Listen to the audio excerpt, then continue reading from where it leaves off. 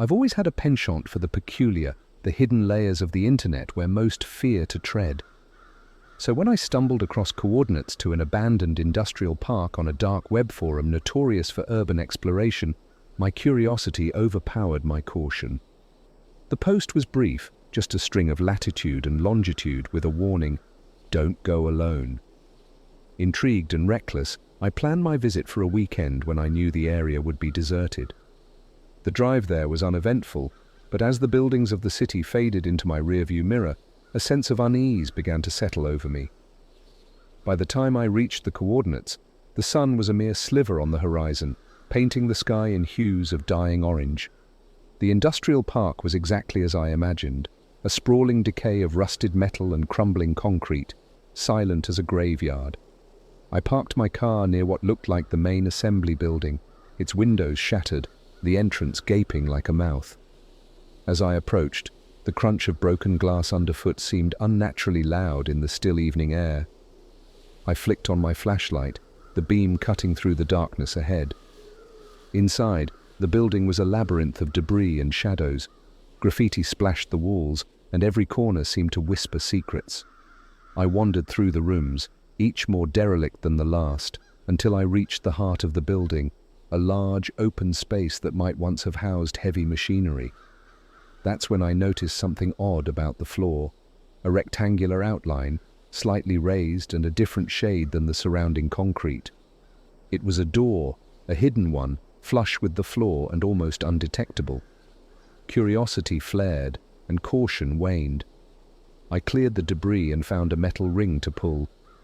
It took some effort, the rusted hinges protesting with a screech that echoed ominously through the empty building, but it eventually gave way. Below was a set of narrow, steep stairs leading down into pitch darkness. Descending into the unknown, the air grew cooler, the smell of damp and decay stronger. My flashlight revealed a small, square room at the bottom of the stairs, completely empty except for a chair in the center. The chair was old, wooden, stained with, I hoped it was rust. Chains were bolted to the floor around it, their purpose unmistakable. This wasn't just a hidden room, it was a chamber designed for restraint, for horrors I could only begin to imagine. As I stood there trying to process the discovery, a small sound caught my attention, a soft, shuffling noise coming from the dark corner of the room. My heart raced as I aimed my flashlight towards it, the beam trembling slightly in my hand. A figure emerged from the shadows, slow, limping. A man, gaunt to the point of emaciation, his clothes tattered and filthy. His eyes, wide and wild, fixed on me with a desperate intensity. "Please," he croaked, his voice barely above a whisper. "You have to help me." He told me he'd been an explorer like me, lured to this place by the same coordinates. But instead of leaving, he had been captured, trapped, tormented. How long he couldn't say. The days had blurred into a continuous nightmare of pain and fear. The horror of his story was palpable, the air thick with the weight of his suffering. As he spoke, faint noises started to filter down from above, the sound of footsteps, deliberate and slow. Panic surged through me. The original poster's warning echoed in my mind, "Don't go alone."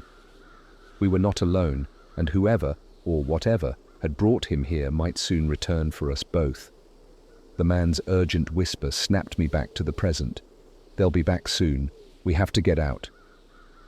Every instinct screamed to run, but the pained shuffle of his steps as he tried to move made it clear he wouldn't make it far without help. Against better judgment, I hoisted his frail form up, guiding him toward the stairs. As we ascended, the unmistakable sound of the door above creaking open sent a shiver down my spine. Light spilled into the stairwell, casting long shadows that seemed to reach for us as we hurried. The man trembled violently under my arm, his fear infectious. "Hide," he gasped, pulling me towards a small alcove concealed behind the door. We barely squeezed into the space when the light from above flicked off, plunging us into darkness again. Footsteps descended, each thud echoing like a drumbeat in my chest. I held my breath, praying they wouldn't hear the pounding of my heart. The steps halted, and a flashlight beam swept the room below. A gruff voice called out, chilling in its casual menace, come out, wherever you are." It wasn't a request. It was a game of cat and mouse, and we were the prey. I could hear the man beside me holding his breath, trying to stifle the wheezing of his lungs. After what felt like an eternity, the footsteps retreated, and the light vanished. We waited, counting endless heartbeats, before I dared to whisper, "We need to move, now." We slipped out, creeping along the wall towards the main assembly area. Every shadow seemed menacing, every noise a warning.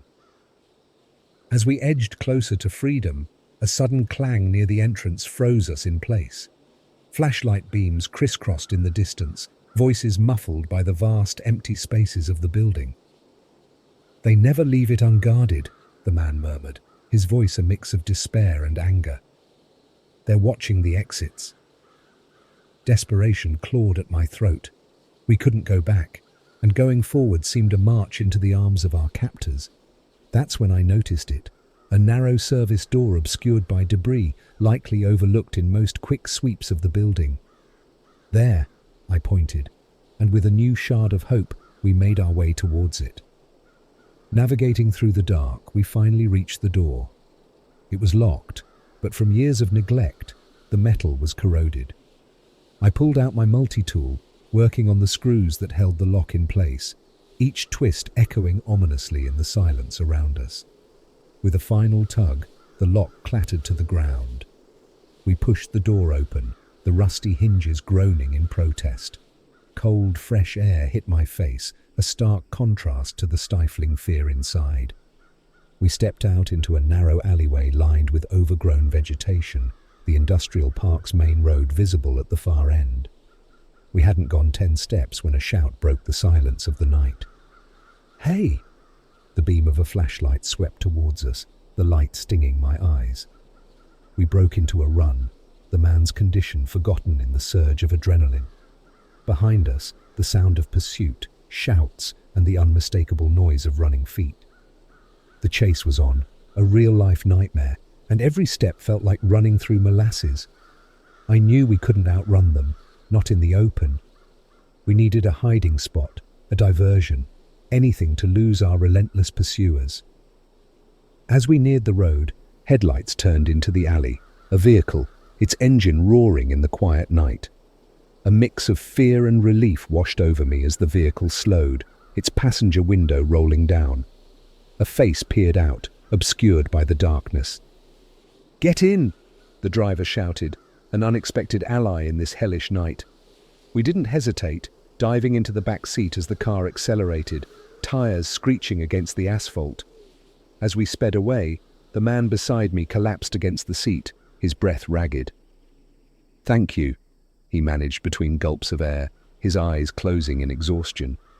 I looked out the back window at the receding industrial park, its secrets hidden in shadows, and wondered if we were truly safe or just diving deeper into the abyss. The car ride was silent except for the hum of the engine and our heavy breathing. I didn't know who our driver was or if we could trust him, but the fear of being caught was too great to question our good fortune. As we put distance between us and the industrial park, the adrenaline began to ebb, replaced by an aching tension. "Where are we going?" I finally asked, my voice sounding foreign in the quiet of the car. "Safe place," the driver said, his voice gruff and focused. He didn't offer more, and I wasn't sure I wanted to know. Every turn he took seemed random, roads that twisted into each other, making it impossible to trace our path back. It felt intentional, a way to shake off anyone who might be following. After what felt like hours, the car slowed to a stop in front of an old warehouse. It looked abandoned, windows boarded up, the walls tagged with graffiti. The kind of place that was forgotten by everyone except those who needed to disappear. Our driver killed the engine and turned to us, his features coming into the dim light of the street lamp outside. "You can stay here tonight," he stated flatly. "Tomorrow, we figure out what to do with you." I helped the man beside me out of the car, his legs shaky but managing to hold his weight. We followed our silent benefactor inside. The interior of the warehouse was large and empty, scattered with remnants of its past life. A few makeshift beds were set up in one corner, and a small, barred window provided the only light. The driver left us with a nod, locking the door behind him. The sound of the bolt sliding into place was a grim reminder of our situation. Were we guests or prisoners? The man I had saved settled onto one of the beds, his body curling into itself. "Who was that?" I asked, sitting on the cold floor. "Don't know," he murmured, eyes closed. "But he's part of it somehow. They don't just let you go, not from that place." His words sent a chill through me. Had we escaped one trap only to fall into another? My mind raced with possibilities, each more sinister than the last. The warehouse was quiet, the kind of quiet that presses in on you, heavy and foreboding. As night deepened, the silence was broken by distant sounds, faint but growing steadily louder. Footsteps? No, not footsteps. A dragging sound, like something heavy being pulled across the floor. It echoed through the vast space, a stark reminder that the night was far from over. I stood up, straining to hear over the pounding of my own heart. The sound stopped, then started again, closer this time. I glanced at the man. His eyes were wide open, terror reflected in his gaze. "It's here," he whispered, the fear in his voice palpable. The air seemed to thicken, the darkness around us drawing closer. Then, from the shadows, emerged a figure. It was dragging something behind it, something heavy that thudded against the concrete floor. The figure stopped just outside the reach of the window's light, its features obscured, but its presence unmistakable. "We didn't mean to intrude," I called out, my voice steady despite my fear. "We just—" The figure moved into the light, and my breath caught in my throat. It wasn't human, not anymore. Its limbs were too long, its face a mangled horror of what it once might have been. In its hand, it dragged a chain, the other end wrapped around the neck of another figure, equally grotesque. They didn't speak, but their message was clear. We weren't alone, and the night was far from over. As they advanced, the man beside me pulled a rusted pipe from the bed frame, his grip white-knuckled. "We have to fight," he said, determination cutting through the fear. "We have to survive." As the creatures came closer, their chains clinking in the still air, we readied ourselves. The fight for our lives was just beginning, and in that warehouse, under the cloak of darkness, we faced horrors that defied explanation, each moment a test of our will to survive. The clink of the chains grew louder as the creatures approached, their grotesque forms emerging fully into the dim light, a nightmarish parody of human suffering. The man beside me tightened his grip on the rusted pipe, his body tensed for the imminent attack. My own hands found a length of broken rebar, its jagged edge feeling reassuringly solid. As the first creature lunged, its movements were both swift and jerky, like a marionette yanked by invisible strings. The man swung his pipe with a desperate strength, connecting with a sickening crunch against the creature's head. It staggered but didn't fall, its face, a twisted mass of flesh, barely registering the blow. I swung my rebar, aiming for the other creature's knees. It hit with a dull thud, and the creature hissed, a sound that was more machine than man, revealing rows of sharp metallic teeth. The battle was chaotic, the sounds of metal on flesh, grunts of pain, and the constant, eerie dragging of chains filling the warehouse. We fought back to back, slowly pushing them towards the far wall. Despite their injuries, the creature's resolve didn't waver. Their movements remained relentless and terrifyingly precise. But as we fought, I noticed the chains that bound them seemed to be their weakness. The links were corroded, the metal fatigued. "Go for the chains!" I yelled over the din, and with a nod, the man adjusted his stance, swinging his pipe with renewed vigor. He aimed for the chain on his adversary, hitting it repeatedly until with a final, ear-splitting snap, the chain broke. Freed from its burden, The creature paused, a flicker of confusion, or was it relief, passing over its mangled features before it turned and fled into the shadows. The remaining creature, seeing its companion escape, let out a guttural roar and increased its assault, wildly swinging the chain that still bound it. It caught me across the chest, the force knocking the air from my lungs and sending me sprawling to the ground. The cold concrete was a harsh reminder of our reality. Gasping for breath, I scrambled to regain my footing as the creature advanced, chain raised for another strike. The man jumped forward, intercepting the blow with his body. The chain wrapped around him, and with a violent tug, the creature pulled him close, their faces inches apart. I watched in horror as the creature's jaw unhinged, preparing to deliver a fatal bite. With no time to think, I grabbed a shard of glass from the floor and lunged, driving it into the creature's eye. It howled, a sound so chilling it seemed to freeze the very air, and released the man, clutching its face as dark, viscous fluid poured between its fingers. Seizing the moment, I helped the man to his feet, and together we ran towards the back of the warehouse, where a small loading dock offered a sliver of hope, a way out.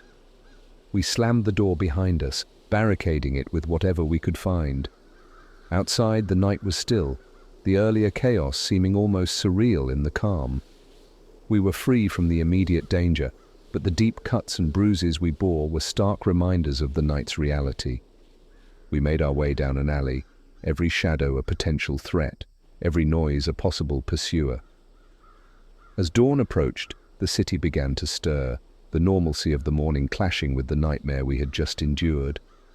We found a small diner, its neon sign a beacon in the lingering darkness. Inside, we slumped into a booth, the vinyl seats cold against our injured bodies. Over a shared pot of coffee, the man finally introduced himself as Jake. Between sips, he told me about his life before the industrial park, about the curiosity that led him down dark paths, much like mine. We sat in silence for a while, each lost in our thoughts, the weight of the night heavy on our shoulders. "We can't go back to our old lives, can we?" Jake asked, his voice low. I shook my head. After what we had seen, what we had survived, returning to the ordinary world felt like an impossible dream. We were marked by our experiences, bound by them. As the sun rose higher, casting long shadows across the diner's checkered floor, we knew our journey wasn't over. There were questions that needed answers, horrors that needed confronting. But for the moment, under the fluorescent lights of the diner, we found a temporary reprieve, a chance to gather our strength for the battles yet to come. As the morning light filtered through the diner's greasy windows, Jake and I planned our next move. We knew going to the police was out of the question. Who would believe our story? And more importantly, who were we running from? We needed answers, and the only place to get them was from the source, the dark web forum where I had found the coordinates. We left the diner and found an internet cafe tucked away on a quiet street. It felt like stepping into another world, the dim lighting and rows of outdated computers, a stark contrast to the bright day outside. We chose a corner spot, ensuring privacy, and I logged into the forum with a sense of foreboding. The post with the coordinates was gone, deleted, but I remembered the username of the poster, Dark Pathfinder. A search through the forums led us to other posts, each more cryptic than the last, hinting at hidden places, secret gatherings, and a group that called themselves the Chain Bearers. Each post was a breadcrumb, and we were the hungry birds, desperate for more. We spent hours piecing together information, cross-referencing posts, and delving deeper into the forum's archives. The more we uncovered, the clearer it became. This wasn't just about urban exploration, it was about recruitment. The Chain Bearers were looking for people like us, curious souls drawn to the shadows, only to be tested, used, or worse. Realization dawned cold and sharp. We had escaped one nightmare, only to find ourselves in a much larger, more sinister game. But we weren't the only ones. There were others, mentions of names, places, dates, all potentially more victims or collaborators. We needed to warn them, to stop this before more people fell into the chain-bearer's grasp. Armed with information and a newfound purpose, we left the cafe as the sky began to darken once more, the day slipping away as quietly as it had arrived. Our first stop was to a nearby tech store where we bought prepaid phones, secure laptops, anything that would help us stay anonymous and safe. Then, we found a motel on the outskirts of the city, a nondescript place where we could lay low and plan. That night, we set up our command center, the motel room bathed in the blue light of computer screens. Maps were spread out on the bed, digital markers for each location we needed to check, each potential chain-bearer hideout. We sent anonymous messages to the forum users we had identified, warnings typed out with cautious hope. As hours turned into days, our room became a haven and a prison. We slept in shifts, always one eye open, always listening for the sounds of chains. But no matter how careful we were, the fear of being found lingered, a constant shadow at our backs. Then on the third night, as a storm raged outside, a knock came at our door. We froze, every scenario we had imagined playing out in our minds in rapid succession. I grabbed a makeshift weapon, my heart hammering in my chest, as Jake moved to look through the peephole. He gestured to me silently. It was one of the forum users we had contacted, a young woman named Mara. We let her in, barricading the door once more. Her story was like ours, a tale of curiosity turned to horror, and she was ready to fight back. Together, we formed a plan, not just to hide, but to take down the chain-bearers. Mara had information, pieces that filled in gaps in our own research. They were more organized than we had feared, but that also meant they had weaknesses, patterns that could be exploited. We spent the night strategizing, the storm outside mirroring the turmoil within us. By dawn, we were no longer victims of our curiosity. We were hunters, ready to reclaim the shadows that had once claimed us. The fight would be dangerous, possibly deadly, but necessary. As the sun rose, casting light on our resolute faces, we stepped out of the motel into the uncertain day, united by our shared darkness, ready to face whatever horrors awaited us. The game had changed, and we were no longer just players. We were the ones writing the rules.